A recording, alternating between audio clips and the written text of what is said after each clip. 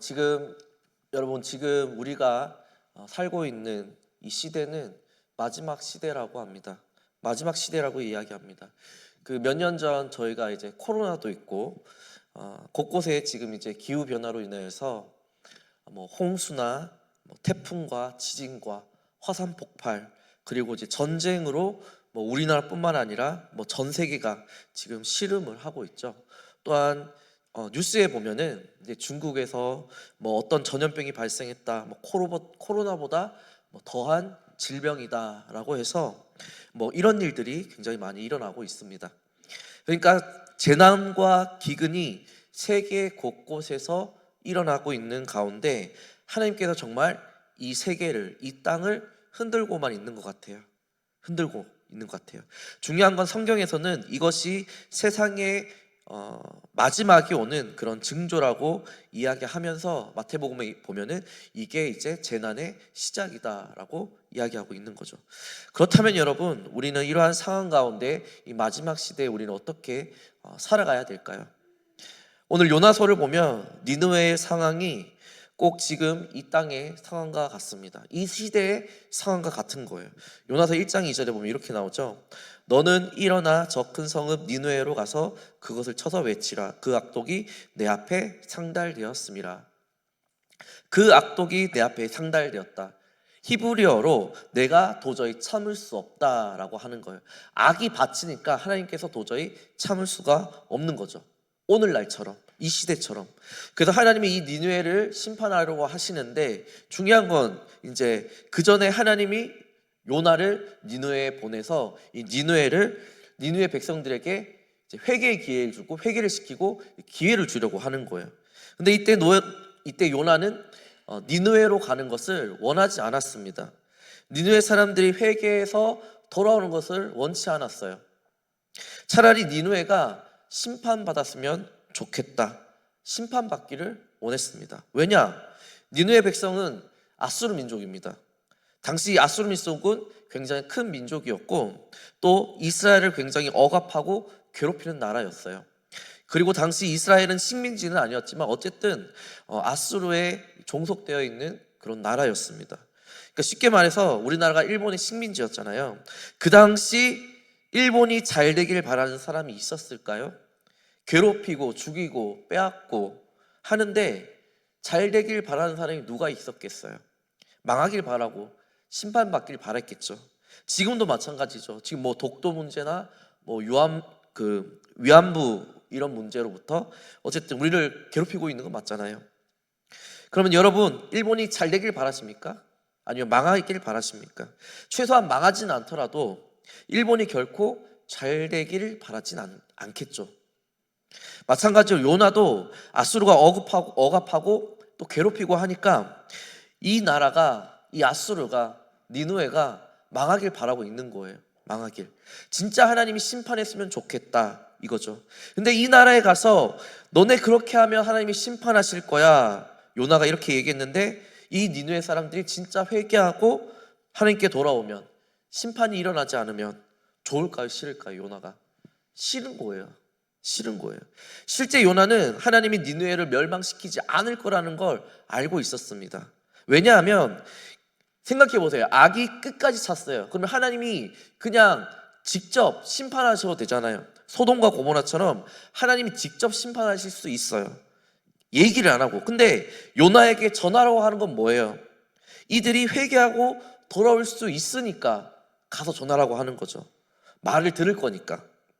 그러니까 요나서 마지막에 보면 요나가 막 건성건성으로 너네 회개해야 돼. 하나님 심판하실 거야. 진짜 이렇게 그냥 말씀을 전하는데 이걸 듣고 진짜 니느웨 백성들이 회개를 한단 말이에요.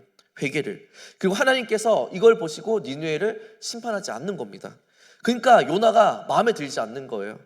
마음에 들지 않는 거예요. 그래서 요나서 4장 2절에 보면 어떻게 나오냐면 내가 이럴 줄 알았습니다. 하나님은 은혜로우시며 자비로우시며 좀처럼 노하지 않으시며 사랑이 한없이 있는 분이셔서 내리시려던 재앙마저 거두실 것을 내가 알고 있었습니다. 불평불만하면서 얘기를 하는 거예요. 왜 저기를 니느웨를 심판하지 않았냐고. 그러니까 요나 입장에서는 이들이 심판받기를 원하지 회개해서 돌아오거나 그게 싫은 거예요. 연예인들이 잘 나가다가 학폭에 연루되어서 뉴스에 나올 때가 있죠. 그 연예인에게 학폭을 당한 그 연예인을 보면서 학폭을 당한 그 피의자 입장에서는 한번 어떨 것 같아요? 저런 애가 잘 되면 안 되지. 재판받아야지. 심판받아야지. 그래서 이제 게시판에 글을 올려가지고 이제 뭐 고등학교 때 저 연예인이 뭐 이렇게 학폭에 있었다. 나를 괴롭혔다. 이렇게 올리는 거잖아요.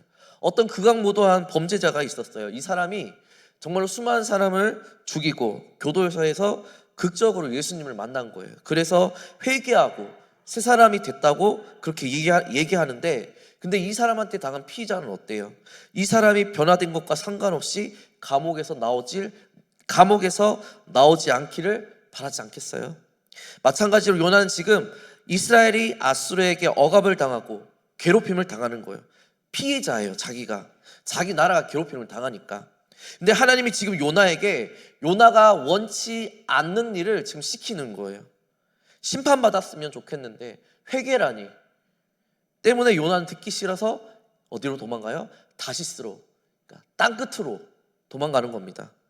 제가 왜 이 말을 하냐면 이 답답한 현실 가운데 하나님이 우리에게, 여러분에게 무언가 요구를 할 때 여러분은 어떤 자세로 살아가고 있습니까? 요나는 하나님이 말씀하실 때 그 현실 속에서 하나님의 말씀을 듣기 싫어했습니다. 하기가 싫은 거예요. 미치는 거죠. 왜? 우리를 억압하고 괴롭히는 저 니느웨를 심판해야 되는데 회개하라고 하시니까 싫은 거예요.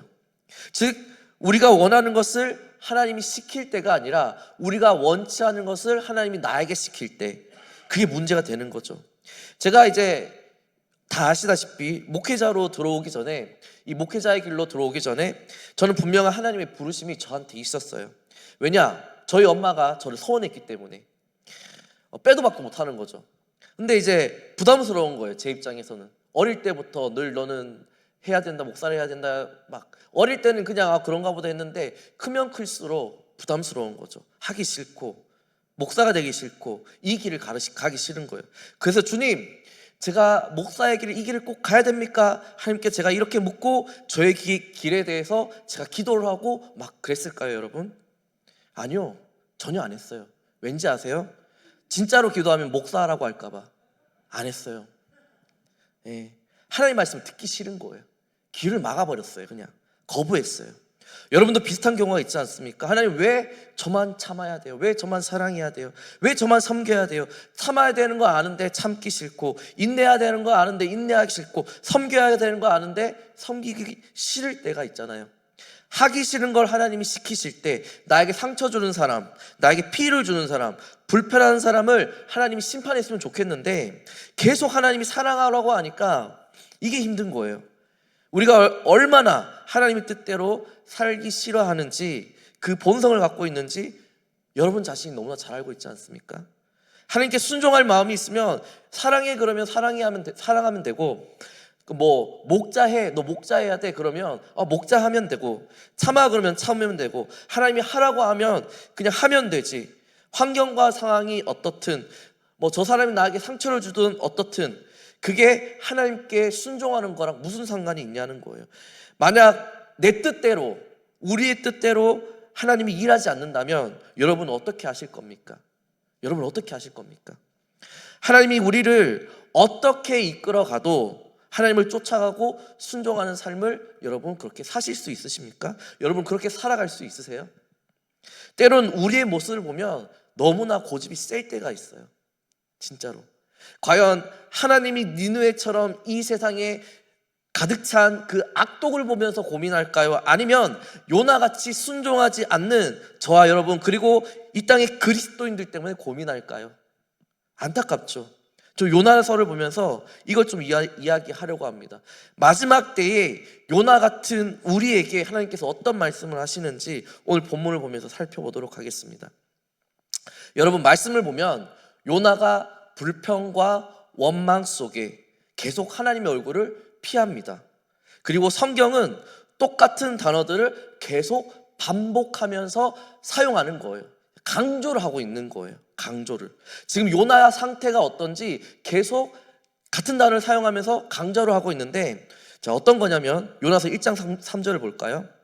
제가 읽어드리겠습니다. 그러나 요나가 여호와의 얼굴을 피하려고 일어나 다시스로 도망하려 하여 요바로 내려갔더니 마침 다시스로 가는 배를 만난지라. 자, 여기에서 요바로 내려갔더니 해서 내려갔다는 단어가 한 번 나오죠. 그리고 또 3절을 계속 읽으니까 마침 다시스로 가는 배를 만난지라. 여호와의 낯을 피하여 그들과 함께 다시스로 가려고 뱃삭을 주고 배에 올랐더라. 여기에서 우리 성경을 보면 배를 타기 위해서 요나가 배에 올라갔다는 것으로 썼지만 실제 히브리어 원어로 보면은 배 안으로 내려갔다고 하는 거예요. 배 안으로 내려갔다. 그러니까 요바로 내려가고 배로 내려가고, 그리고 5절에 봤더니 사공들이 두려워하여 각각 자기의 신을 부르고 또 배를 가볍게 하려고 그 가운데 물건들을 바다에 던지니라. 그러나 요나는 어떻게 해요? 배 밑층에 내려가서 누워 깊이 잠이 든지라. 자, 여기서도 배 밑층에 어떻게 해요? 내려갔다고 나오는 거죠. 그래서 내려간 게 또 나오는 거예요. 그러니까 요나는 하나님의 얼굴을 피하려고 아예 요바로 내려가고 배를 타려고 내려가고 배를 타서도 숨고 싶어서 배에 보이지 않는 밑바닥까지 계속 내려가는 거예요. 그리고 밑바닥 구석에 속된 표현으로 짱 박혀서 아예 잠이 든 거죠. 무슨 말이냐면 성경이 지금 요나가 지금 내려갔다고 해서 단순히 그냥 요나가 내려간 게 아니라 요나가 하나님을 피해서 다니니까, 하나님과 멀어지니까 어떻게 해요? 영적으로 요나가 계속해서 내려가고 있다는 것을 이야기하고 있고 강조하고 있는 거예요. 하나님과 멀어지니까 영적으로도 내려가는 거죠. 다른 말로 영적으로 내려가니까 무뎌지고 영적으로 무감각해진다는 거예요. 그러니까 보세요. 결국 내려가다 어떻게 해요? 요나가 영적으로 아주 깊은 잠에 빠져버리는 겁니다.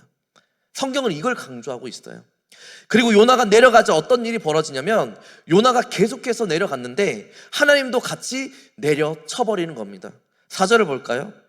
여호와께서 큰 바람을 바다 위에 내리심에 바다 가운데 폭풍이 일어나 배가 거의 깨어지게 된지라.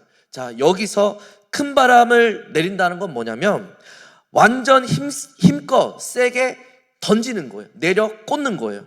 하나님이 바람을 내려 쳐버리는 거죠. 놀라운 건 뭐냐면 이쯤 되면 어떻게 해요? 배가 부셔지고 망가져야 되는 거잖아요. 근데 배를 완전히 박살내도록 내려치는 게 아니라 거의 깨지기 직전까지, 배가 깨지지 않을 만큼만 하나님이 때리시는 거예요. 내리치신 거예요. 쉽게 말해서 죽지 않을 정도까지 하나님께서 때리신 거죠. 왜? 요나를 깨우기 위해서, 잠들어 있는 요나를 깨우기 위해서 계속해서 때리시는 겁니다. 그리고 하나님이 이렇게 계속 죽지 않을 만큼 때리는 가운데 그 가운데 누가 있냐면 이방인들이 있는 거예요. 사공들. 보세요. 하나님이 폭풍으로 내리치시니까, 때리시니까 5절에 이방인이 어떻게 하는지 한번 볼까요? 사공들이 두려워하여 각각 자기의 신을 부르고 또 배를 가볍게 하려고 그 가운데 어떻게 해요? 물건을 바다에 던지니라. 마찬가지로 이것도 물건을 어떻게 해요? 바다에 내리는 거죠. 당시 무역하는 이 사공들이 물건을 던지는 건 뭐냐면 어떤 거냐면 자기의 밥벌이를 던져버리는 겁니다, 여러분. 생계하고 관련이 있는 거예요. 생계하고 배에 물건을 실어서 팔아야 되는데 팔아야 될 그 생명과 같은 그 물건들을 바다에 던져버리는 거예요.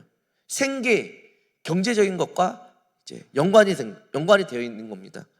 그럼에도 버리는 건 왜 버리냐? 지금 당장 자신의 생명이 위험하니까, 죽을 것 같으니까 살려고 던지는 거예요.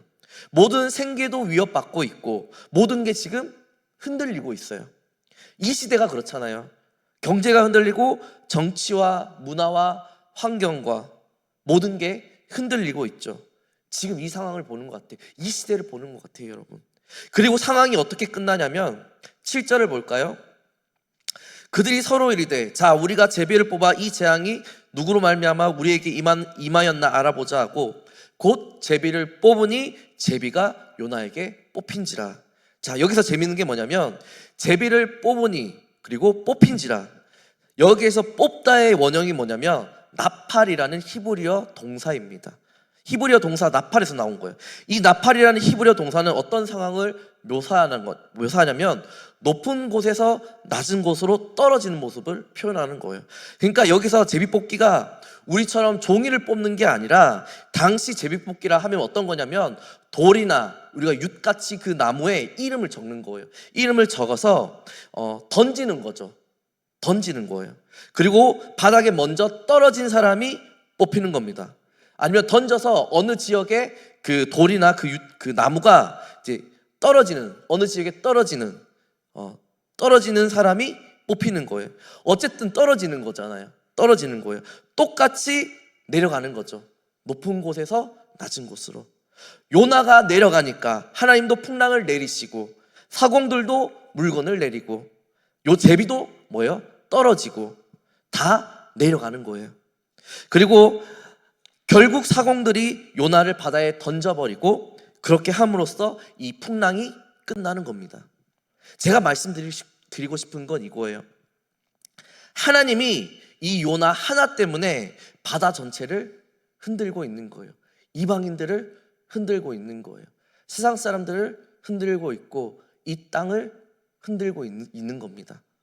하나님은 요나를 깨우기 위해 배를 흔들고 이방인을 흔들고 바다 전체를 흔들어 놓습니다. 다시 말해서 하나님께서는 그리스도인들을 깨우기 위해서 세상 사람들뿐만 아니라 모든 것을 흔들어 놓고 있다는 거죠.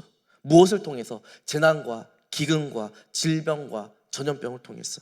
불과 몇 년 전에는 하나님께서 코로나를 통해서 이 땅을 흔들어 놓았잖아요. 그렇지 않습니까, 여러분? 마지막 시대에 일어나는 일들이에요. 깨어지지 않을 정도만, 다른 말로 생명의 지장이 없을 정도로만 하나님께서 흔들고 있다는 거죠. 즉 요나를 깨우기 위해 배를 깨지지 않을 정도만 내리친 것처럼 지금도 환경을 통하여서 우리를 죽이지는 않지만 우리나라뿐만 아니라 전 세계를 흔들고 있다는 건 분명합니다. 누구를 깨우려고? 그리스도인들을 깨우려고, 교회를 깨우려고, 잠들어 있는 저와 여러분을 깨우려고, 그리고 이 땅의 그리스도인들을 깨우려고 하나님이 우리를 흔들고 있는 거예요. 근데 하나님이 흔들고 있고 깨우고 있는데 우리는 자꾸 요나처럼 내려가는 겁니다. 이게 문제인 거죠. 말씀에 순종하기 싫어하고 잠들어 버리는 거예요. 여러분 디모데후서 3장 1절부터 5절까지 말씀에 말세 때 사람들이 어떻게 변하는지 아십니까, 여러분? 말세 때 어떤 현상이 나타나는지 한번 볼까요? 1절부터 보겠습니다.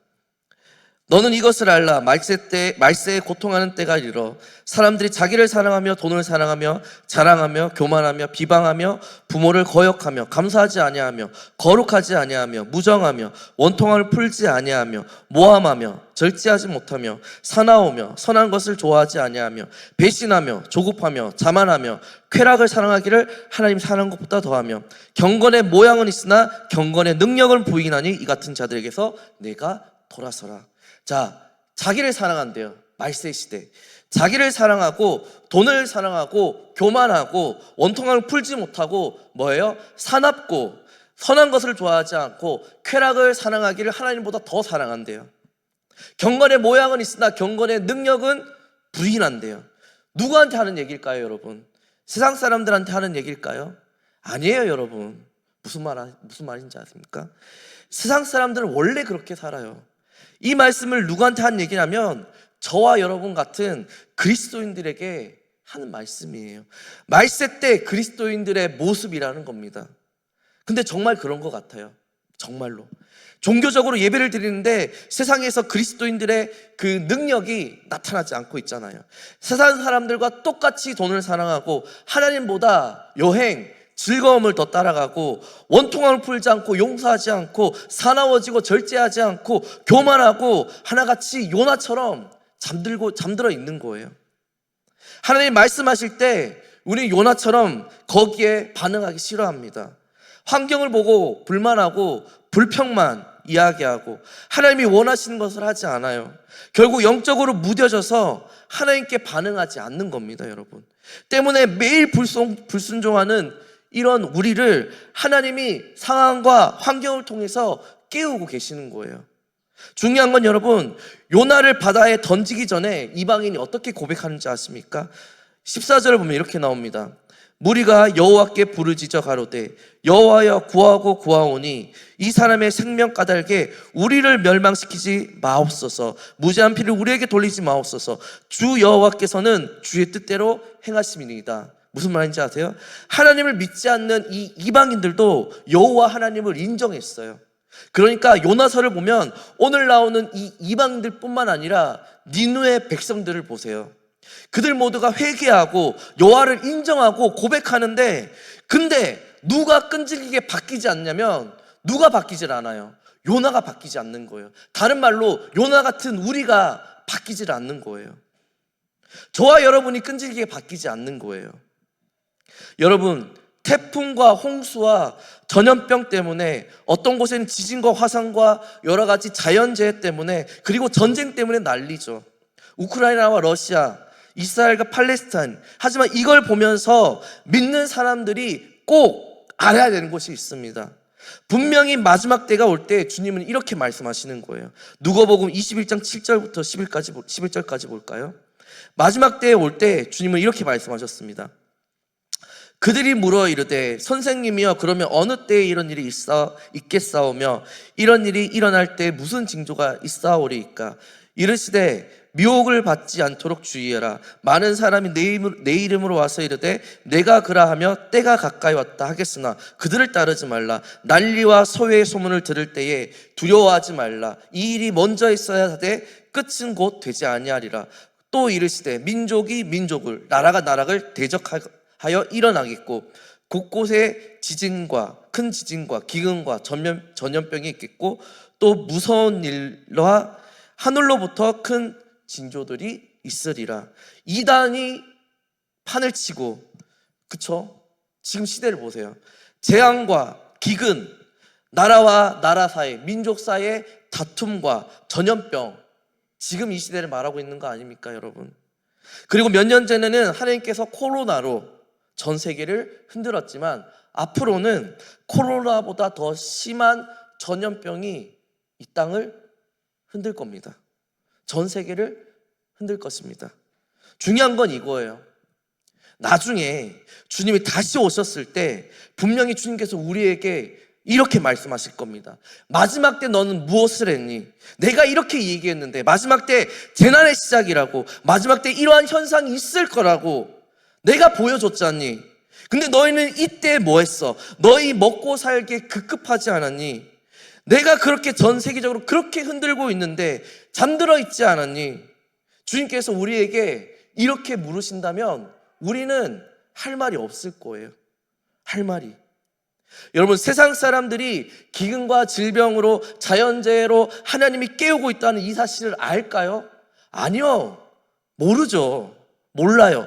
그들이 할 수 있는 건 단지 자기 생계가 걱정되어서 물건을 던지는 이방인들처럼 자기 먹고 살 거, 자기 생계를 걱정하겠죠. 그렇지 않아요, 여러분? 여러분은 지금 이 흘러가는 이 시대를 바라보면서 어떤 생각을 하고 계십니까? 저는 홍수와 지진과, 우리나라도 마찬가지예요. 홍수와 지진과 태풍과 자연재해와 전염병, 이와 같은 일을 통해 여러분이 세상 사람들처럼 생계를 걱정하는 것이 아니라 여러분의 잠들어 있던 신앙이 깨어나길 바랍니다. 혹시 환경을 통해서 하나님이 여러분을 깨우고 있습니까? 깨우고 있다면 여러분이 가지고 있는 그 어려운 문제 때문에 원망하지 마시고, 하나님이 지금 나에게 무엇을 원하시는지 체크하시고 하나님께서 시키시는 일들에 대해서 순종하시기 바랍니다. 내 환경과 상황이 어떻든 간에 뭐 영상 예배를 드리든 현장 예배를 드리든 그게 문제가 아니라, 여러분 깨어있는 사람은 그게 무엇이 되었든 간에, 내 환경이 무엇이 되었든 간에 하나님의 뜻을 분별할 것이고, 잠들어 있는 사람은 하나님이 무엇을 말씀하시는지 아무리 얘기해도 알아듣지 못할 거예요. 내 속에 있는 영적인 것이 문제가 있는 거지 환경적인 문제가 아니라는 겁니다, 여러분. 저는 니느웨처럼 하나님이 이 땅에 창궐해 있는 이 악독 때문에 벌하고 이것 때문에 하나님이 고민하는 것이 아니라, 저와 여러분 그리고 이 땅에 살아가는 요나 같은 바뀌지 않고 잠들어 있는 그리스도인들 때문에 하나님께서 고민하고 안타까워하고 있다고 생각합니다. 잠들어 있는 교회를 향해 하나님이 안타까워하고 있다고 저는 그렇게 생각합니다. 그래서 하나님이 이 마지막 시대 저와 여러분 그리고 잠들어 있는 교회를 깨우고 있다고 생각합니다. 마지막 시대, 여러분 하나님의 말씀과 뜻이 어디 있는지 깨어 분별하시기 바랍니다. 사업이 안 풀려서 환경과 상황 가운데 어려움과 문제가 있어서 직장 때문에, 취업 때문에, 가정의 문제 때문에 답답해하지 마시고 기도하십시오. 말씀을 보십시오. 더욱 예배에 나와서 하나님께 집중하십시오. 어떤 환경과 어려움에도 끌려가지 않고 하나님 앞에 깨어서 언제든지 하나님 말씀에 귀 기울이고 순종하는 준비되어 있는 그런 신앙을 가지는 여러분이 되길 예수 그리스도의 이름으로 축복합니다.